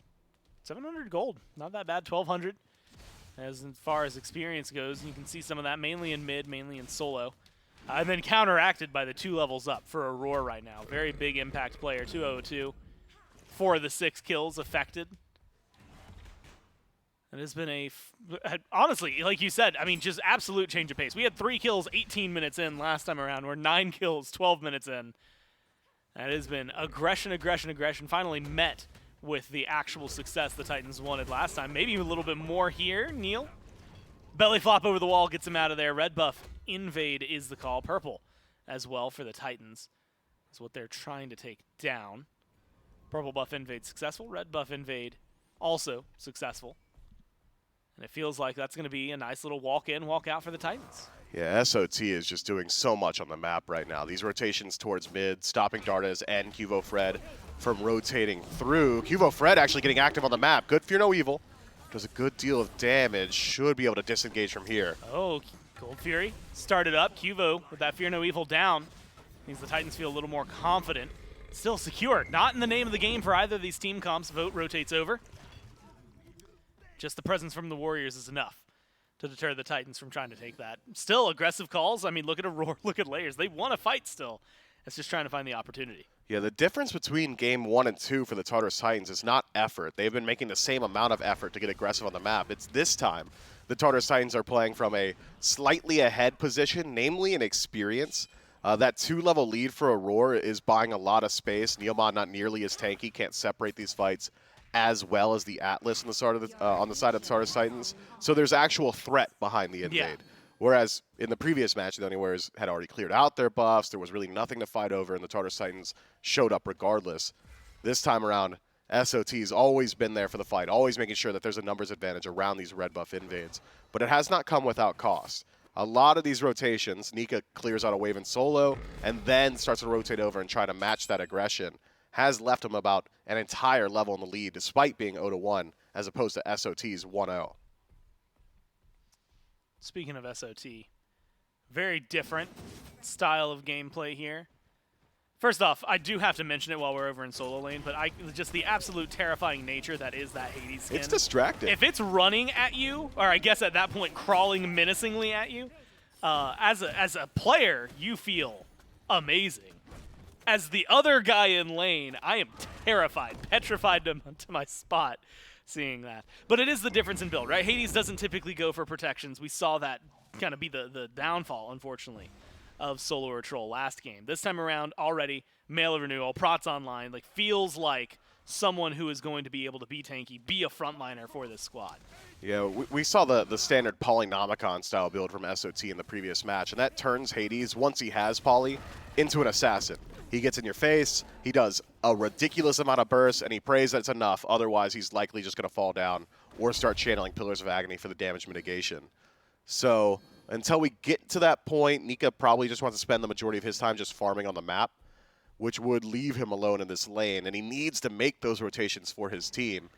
But with that said, it's actually taking the fight to him. Yeah, rotation, Nika still alive just fine. Yikes. Paul CC'd under the tower. Cuvo with a double, but it's not going all fine for the Warriors. They lose Dardes in mid, and so it's still 2 for 1. A beautiful play by the Warriors in solo. Yeah, Dardes spent so much time trying to transform, doesn't use any of those relics. Cuvo Fred does not have much left in the tank here, doesn't want to take the fight up against Layers. Seems like Layers would absolutely love to take the engagement. I wonder if he actually broke his ankles there. It looks like Layers has been just trying to find Cuvo. Finally does again, misses, and says, all right, I'm done. Yeah, they were dancing on a ward there for Cuvo. If Layers tries to commit any longer, Nika's there, and maybe that rotation hurts more than anything. It's not even a rotation. He's just coming back to lane. Either way. Bancroft's picked up there for Nika on the back, so a lot of lifesteal that's coming online. On a glorious couple of kills. 4-3-1. Really well played so far by Cuvo on the Hunbats. And we've gotten to see a couple of times, not in that instance, but the double Fear No Evils that can exist. You had highlighted that in Game 1. A lot of the play that the Warriors are able to take here, especially as the game goes on. It's feeling like it's coming together. It is. The team fight was always going to be strong with this composition from the Oni Warriors. The only concern being whether or not Nika could survive in some of these fights long enough for the rotation to matter or long enough for someone to get there and drop CC on top of him. Now with Bancroft's Claw, you're starting to stack up that Warlocks. He's starting to get closer and closer to that point. But I got to sing the praises on the other side as well. Paul has been getting very active this game. He has been doing a lot of damage. He's getting involved in fights that at times maybe are not guaranteed, but still very good for his team. 2-1-2. Loving the adaptation from Paul. Oracle's up on the left around the Fury. It's going to be an engage from the Warriors onto Layers. Layers low. That heal is working only a little bit, though. Snipes so clean from Vote. Takes out the jungler instantly. Cuvo, Fear No Evil, helps keep Sot off his back, but only for a little bit. Needs a little bit of help here if he's going to survive. And he gets it. He's out of there. Can they pull the Gold Fury? Less one-man ults onto SOT, especially being your massive AoE CC. Let's use that on anybody else. Well, Roar knocked up right now thanks to the help of the Bacchus. Cuvo gets credit for that one. Dardes still hasn't used the transformation. SOT trying to lead the way. Stewart, Paul, lots of damage between the two of them, though. We haven't seen as much out of Stewart as maybe Vote has been able to provide so far this game. Gold Fury started by the Warriors, half health. Paul taken down to half. Dardes transforms into the Hades, goes forward. Pillar of Agony pulls him in, but a nice little teleport from Paul gets him on out of there. Neil, knock up onto Stu. Stu locked down, but Stu able to escape, uses the ult as well just for some extra distance, gets out of there. Still going to lose the Fury, but the team stays a lot more alive otherwise. Loses the beads, loses the Aegis, loses the ultimate, loses the Fury. That is a tough trade for the Tartarus Titans to take. The Oni Warriors now finally finding some separation in this match. They were always slowly closing up that gold lead that was established very early on for the Tartarus Titans, reflected in the charts. It has been a slow decline until it eventually started to dip into the red. Now the Oni Warriors have got onus on the map, and we're starting to reach that portion of the game, not only with layers behind 2 levels, but also on a pick that really starts to fall off. A Pyromancer could go a long way here. It does get picked up by And the a Neil Titans. pick? Neil thrown into the Wolves. And, man, waiting to tear him apart right down Whoa. to Tartarus itself. Great play by the Titans to get the pick. And it's a whoa play because 19 minutes in, the Titans have started the Fire Giant. Vote in left. No way he's rotating. Takes a tier 1 tower. Now it's going to be the engage for the rest of the my Warriors. goodness. What a massive What? power of agony. And Nika goes huge. What? Gets a double kill. Picks up a triple kill like it's nothing. Sot. Last man standing on this side of the map. Cuvo takes him out. And the Warriors take a devastating play and turn it right back into their favor. Think twice, my guy, says Nika as he goes in and decimates the Tartarus Titan, leaves behind Ash on the map. These guys are no longer there, just an outline of what once was. That is an absolutely wild call from the Tartarus Titans to pull the Fire Giant in that situation. Made a little bit easier to swallow considering Vote is on the left-hand side. But you gotta be worried about these AoE ultimates, Yeah. man. If it wasn't Nika, it could have been Cuvo Fred doing the exact same thing. But because it was stacked up on top of each other, that is an absolutely wild decision to make, especially with a composition like this on the Titans. You're coin tossing on the best of days there, and it is a true coin toss because you don't have a standard mage to secure the objective. That felt very desperate from the Tartarus Titans. And I suppose you're in a position with this style of comp that you have to make that play, but not like that. You go for your desperate play somewhere else. Go push a tower, do something like that, because really that one was easy and lined up for the Oni Warriors. And you got to talk about the difference it makes. Warriors 2,000 gold up before that fight, 5,000 afterward. A massive swing thanks to Vote pushing down 2 towers on left. And then with Neil dead, Vote absent, that was a 3v5 from the Warriors that they just walked up. Call it what it was, man. That was a Man. 1v5 by Nika. Oh, yeah, Nika, absolutely massive. Look, no kills in this game until that moment, but he gets a triple and makes a massive play for them. Tier 1 in mid. The Titans, they're going to stand near it, but it's not going to live long. The Warriors fall back. 55,000 gold total, 5,000 over what the Titans have been able to amass. 6,900 experience.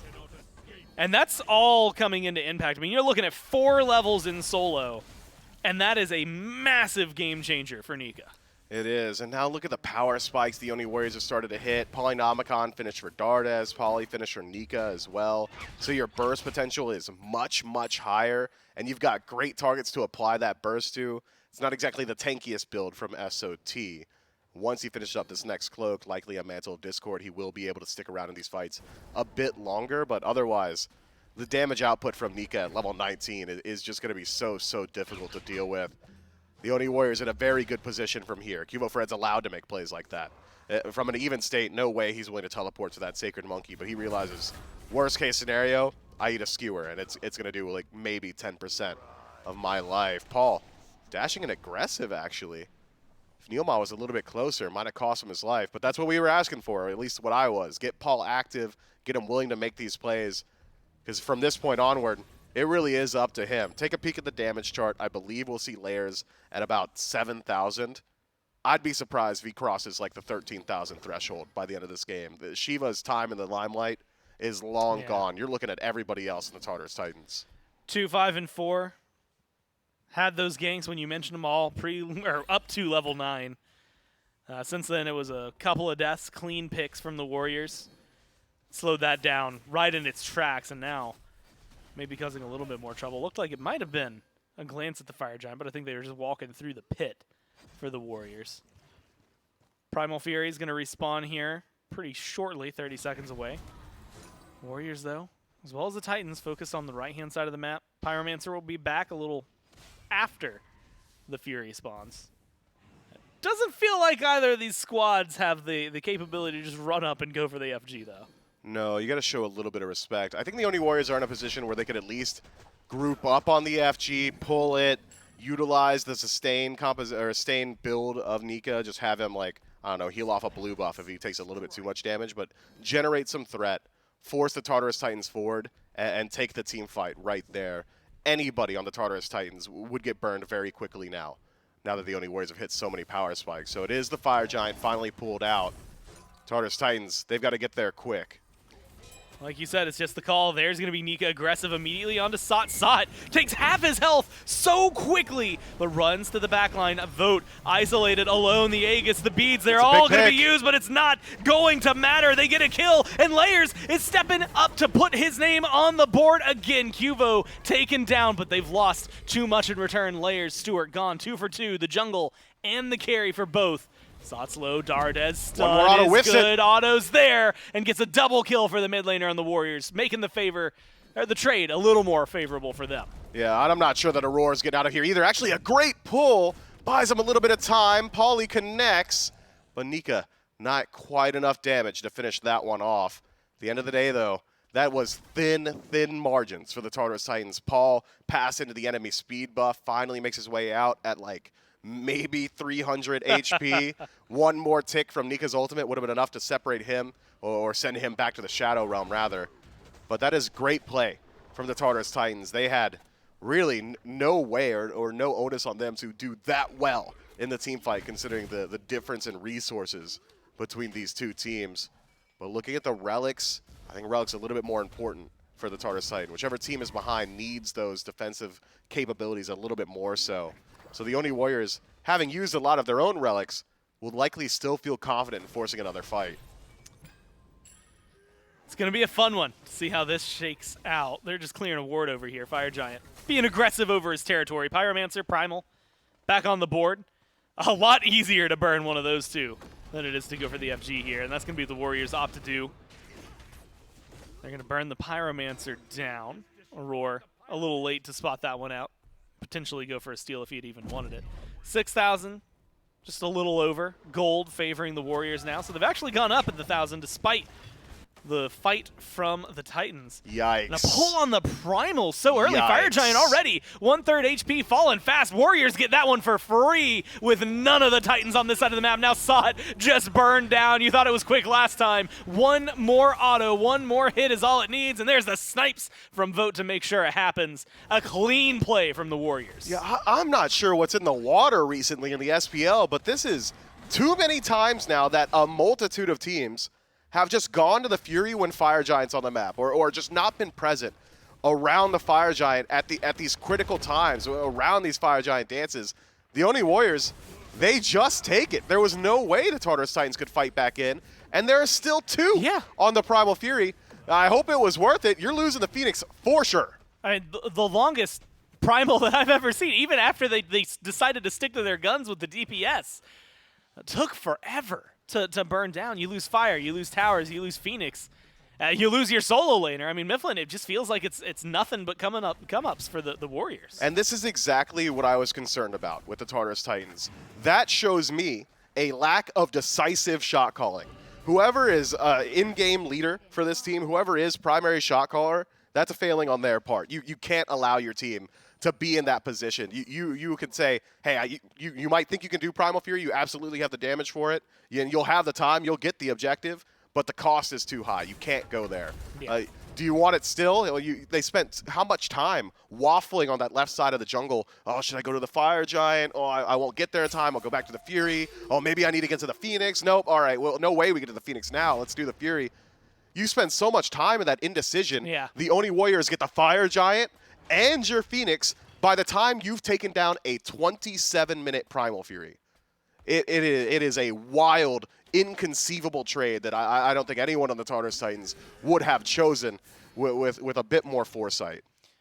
And unfortunately for them, the Titans now only have one tower standing, tier 2 in mid, which at this point, honestly, is looking like a little gold pocket for the Warriors more than it is a defense for the Titans. So they're going to walk in, Nika and Cuvo leading the fray on that one. And yeah, it's going to go down pretty quickly. You're talking 10,000, let's call it 11,000 after the tower lead. The Warriors are going to go for a standard separation around the two left side Phoenixes, the left and mid Phoenix. It's just about breaking the base. It's still sub 30 minutes, so you need something massive to maybe make this one happen for you. I'm thinking the massive thing could be just Mika. great ultimate from Cubo Fred, Or and barring Mika, that, yeah. Dardes will try it himself. Fear no evil. point, yeah, Fear So no Evil. strong in situations like this. Silver linings is the Tartarus Titans have still got access to those relics, but they've already been split all the way across the map. Not enhanced Fire Giant, so it'll be slow play around the Phoenix itself. Well, they're going to step forward. Aurora seems to be the you target. good? A Vote just shredding that health bar. Give him a little bit more time. The Phoenix is just one hit away, and you have to imagine the Warriors would love to just step in, smack that down once. They're going to do exactly that. Going for the bird. Couple of shots from Vote, but they still get it. Left side Phoenix gone. No ults expended on the side of the Warriors. Just the Atlas ult used on the other side. With 40 seconds left on the power play, they're going to fall back, take their gold, take the map advantage, and leave. Just great timing. And really, the most impressive part is the resource allocation from the Oni Warriors. They take it without a single person on their team saying, well, maybe an ultimate helps us here. Maybe I need to drop my ultimate. Oh, I'm taking a little bit more, too much damage. Cubo Fred, peel with Fear No Evil. Not a single one of those cooldowns was expended. Not a single one of them said, even for a moment, that this is necessary. They are waiting on the Tartarus Titans to overstep. Insane. And because it doesn't happen, they get to keep everything and potentially, in doing so, maintain their cooldowns and have an opportunity to find a pick in the jungle before the Fire Giant spawns up. That is absolutely wild. That's not to say that maybe they could have just done it and killed the Tartarus Titans, right? You're playing with that level of lead. You Yeah. still had about 40 seconds on Fire Giant, but why leave it up to risk? And the Oni Warriors have not done so. Left side Phoenix going to be down for this entire dance, and then it's the hardest lane to defend while simultaneously defending the Fire Giant. And the Tartarus Titans are hovering 5 stacked on the left side of the map. You've got fire minions on right. Like, that Phoenix is going to respawn. There's no way Where are it's going they to going? survive here. Where are they actually going right now? Maybe they're Is this like Is a this mouse like the loop sports? around? Is this the mouse esports loop? That would They be gotta sick. wait. They gotta wait. Oh, dude, There's a are they minion doing wave it? right there? And they're holding on. A couple what- people channeling backs. Look, right side Phoenix, you just forget it. They saw Cubo right there. They saw Cuvo. They're walking by. Did Cuvo Oh, see Cuvo them? saw He's gonna them. see him Cuvo now. saw- Cuvo! And now Did you Cuvo's see him? alone. He's walking towards them, but he's got some backup. There's a Fear No Evil. Cuvo has been deleted. The Titans are trying to make a play happen here. A lot of low health bars, though, that they've got to contend with. Fear No Evil now from Dardes. Help separate it. Vote is able to pick up one. Dardes is low. Snipes shots. are throwing out Stewart's low, and they're going to start picking him up. It's a double kill for Vote. It's a 3 for 2 for the Warriors, and they are moving forward fast. Paul falls back. Fire minions on the Titans. Someone had to deal with him. Aurora just wants to escape. But with fire minions going in, with this amount of numbers advantage, it might just be the game. Vote still alive, and the Warriors walking forward through mid. The Phoenix seems to be their target for now. No, Neil goes beyond Vote, just taking it down Y'all need for that? due diligence. I don't know if they needed it, but they've got the time to work with. The Warriors in 2 and 1 insane fight on right. Take the set. That was a wild call from the Tartarus Titans to even attempt that from that position, and it nearly works out. I could have swore Cubo Fred saw him way sooner. Maybe he's slightly asleep at the wheel, just not expecting 5 people to be at his back camp right there. Does fall down, but buys enough time for his team to rotate through. And it was quick response time from the Oni Warriors. Somehow they get all 5 to peel back and get involved in that team fight in what felt like maybe a 2-second time frame. Good stuff, man. The Oni Warriors clearly playing at the top of their game as we get closer to Worlds. Yeah, I think the response time is the thing that's most off-catching, right? Because, like, you've got the team fight ults. You've got a great scenario. You had one dude surrounded by 5, Wild. and like you said, like 2 seconds to get there to make that fight work for you. Phenomenal play from the Warriors. They end up closing that one out. I'm still lost in that last team fight. I'll replay it in my head while the desk breaks this one down. That's right. Well, Gore's a little lost in the sauce from that one. A great play, a great win by the Oni Warriors to find the 2-0 over the Tartarus Titans. And really, this kind of comes down to a lot of what we were talking about in picks and bans, Charlie. We look back, the composition that gets drafted, and we see Morrigan gets back through for Dardes once again. And then we're like, What's up okay, with well, that? maybe Pele, maybe Hunbats again. Oh, yeah. Here's a Hunbats. Oh, and here's a Hades, the triple Venn diagram of ultimates that could come through in a fight.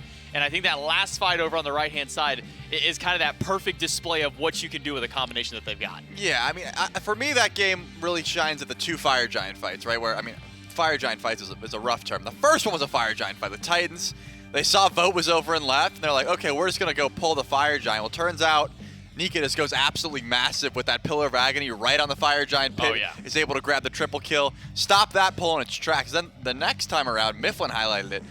They went for fire right as the Titans were on Primal Fury, and it was like, wait, did you guys even know this was going down? Unfortunate, easy pull once there, and then, of course, we saw the loop around. The Titans went for a little glory play there. Gets spotted out. I mean, not too late. Cubo was able to drop the ultimate, and the rest of the team came through and cleaned up for him. Just great play there from the Titans. Yeah, the old Mouse Esports trick of trying to get that full loop through, but the Oni Warriors see through it. They come out on top, and we've got the solo laner Nika standing by for our post-game interview. That's right. I've got Nika standing by perfectly right here. And I do have to go immediately on to what the desk was talking about. Just we are watching, and we can see the Titans go for this loop around. I told you that there was a point where they seemed like they wanted to back for the Phoenix, but it was already gone. What was your team thinking? Especially because Cuvo seemed like he was almost caught out. Instantly, we said, they're definitely going for a flank here. We don't see anyone. They're leaving a Phoenix. This is just a Hail Mary, and we just, had to, turn around instantly and just be ready for that. And you did. Instantaneously, the fight goes really well. I'm going to rewind it, though, to a fight a little earlier in the game. I think, 5 minutes, maybe 10 minutes. Yeah. Around the Fire Giant, seems like things are a little more even. You guys still have a lead. And then you just get a massive triple kill, man. I mean, for you, what's going through your mind? They pull that fire. The whole thing felt like it was a weird scenario. Yeah, so as soon as Neil dies, we're like, no, we should probably give this up. And I know I'm so strong on this pick right here. I'm like, there's no way. I'm never giving this up. We have to hold this. And yeah, I mean, everything falls in place perfectly, kind of, right? I mean, it was insane to watch because it was insane to play. 'Cause it didn't feel like it was gonna be that big of an ult until I turned my camera and just saw all of them funneling into it, on the fire ring as well. Yeah. That was just crazy. I mean, dream scenario, I would say, for a Hades? I don't think it gets better than that, pretty much, yeah. So that was crazy, yeah. Well, you guys, you win here, and this is a massive one, right? Because, we've been looking at the standings. A lot of the teams really, really close up towards the top, you guys included. With this 5-1, you're either in the number one or you're number two. Yeah, so, you've been able to do so much. How does it feel to be the top of the league? It feels like it's, finally our turn, We've had, a lot of rough spells, people doubting us, etc., but finally we've overcome that, and we're just stringing together a lot of consistent performances, which is the one thing we struggled with before. And man, I can say, at least from my perspective, I'm sure for a lot of people at home, it's been a pleasure to watch. So congratulations on the win. It's so much fun playing on this team. Even today, Fred not being in the booth, but the energy he still puts in, even through the comms, yeah, he's just a different breed. Well, it's been fantastic. It's been fun to watch, especially today's set. A nice treat for us to see, and I'm sure a nice 2-0 treat for you guys as well. So congratulations on the win. Thanks for your time. We're going to go back to the desk to break it down. Yeah, thank you so much. Something that, Charlie, you were kind of whispering the whole time. Yeah, that was a sick Hades play. Got everything that you wanted, except that Cuba Fred took the quadra kill away at the very end. Yeah, I mean, he stole the quad, but it's whatever. Besides that, beautiful play. Yeah, great play over there by the Oni Warriors. They're able to find themselves a nice 2-0 victory over the Tartarus Titans. And as Gore highlights, that's going to push the Oni Warriors maybe a little bit higher up in the standings now. I mean, we're still breaking around in this top four. And with a win like this again, I mean, it shows that almost a clear division between top four and the bottom four right now. I mean, everybody in that top four is sitting at that 5-1, 5-2 line. Tartarus Titans are at that number 5, but sitting, I believe, 2-4 after this one. And I mean, we saw game number 1 how impactful a Hunbats can be just in general. We saw how good it can be when you couple with a Morgan. Oh, yeah. And so we sat here going, there's no chance they do it again, right? There's no way that they get to do that twice. And then they do. And then Nika does this as well, which, as mentioned, pulling him into the ring throughout all of that one. A dream scenario for a Hades. Yeah, it is the dream scenario. There it is. See, what was Cuba doing? The ring was probably going to kill him anyways. I would have liked to hear the quadra yell, but either way, they got the win. And I think you're right to highlight the fact that the top 4, slot at the moment. Not to say that the rest of the games aren't extremely competitive, but they are, because they are. But just, there's no definitive number 1 at the moment. Everyone is being able to take games off each other, and this is the time to turn up. If you were looking for a moment to really find your groove as a team, I think the Oni Warriors picked a great time to do it here, and towards the end, I guess the halfway point of phase number 3 in the road to Worlds. Really excited to see what they're able to do as the rest of this phase continues into that last qualifier bracket. And one of the things that Nika mentioned during the interview, and something that sometimes we don't really get to hear the kind of stories about that, for these guys, they've been playing the game for quite some time. They've seen a lot of the plays that have come through over the ages, throughout the leagues, throughout all these years in competitive, and having that wherewithal to know that, okay, these guys didn't go back and defend a Phoenix. We don't see them on the map. And we're sitting here wondering, man, how did they get like a 2-second reaction time there? But as Nika says, they all kind of just had that like instinctive feeling like they might just be going for a Hail Mary play. They do, that being the Tartarus Titans do go for the Hail Mary. And for a moment there, it looked pretty good for the Titans. I mean, they were able to find an early pick onto Cuvo Fred. They were able to put Dardes down pretty low, but Vote being full HP on a ROM, going as crazy as he was. Nika finds a solid ult in that fight to kind of separate things out. Oni Warriors able to turn that fight around and take the game. Yeah, and Neil, I just picked him up on my fantasy team, I believe, if I'm not mistaken, and my man did like 7K damage throughout both sets.